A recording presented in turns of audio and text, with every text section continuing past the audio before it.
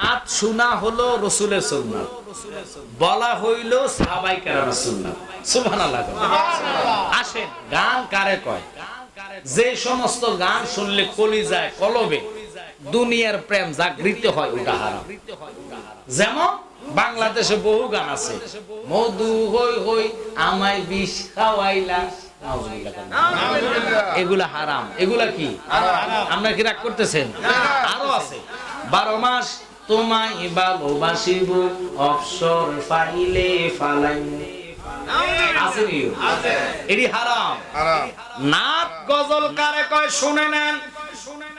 নাত হলো ওইটা, মাঝে দরিয়ায় উঠলে তুফান, নাহি আমি ডরি জানি আমায় নবী করবে পার, সাফায়েতের তরি, দুঃখের দিনের দরদ মোর নবী কামলিওয়ালা,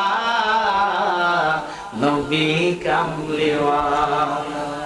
ও বাংলাদেশের মুসলমানেরা, 12 সূর্য মাথার উপরে দাঁড় করাবেন, ওই দিনের নাম হাসর। আল্লাহ কাহার রূপ ধারণ করিয়া বিচারের আসনে বসবেন।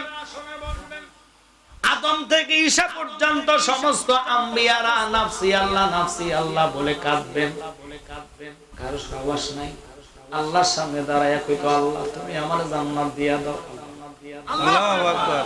সবাই কইব রাব্বি আল্লাহ, আল্লাহ গো তুমি আমারে বাঁচাও, তুমি আমারে বাঁচাও। কেমনে রাহমাতাল লিল আলামিন নবীরে তুমি আমার দরজায় আনো।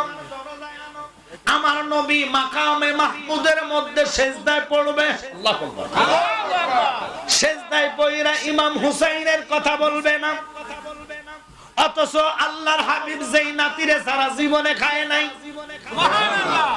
জীবনে নবীজি সিজদায় পড়ে হাসর ময়দানে খাতুনে জান্নাত বলে কাঁদবে না।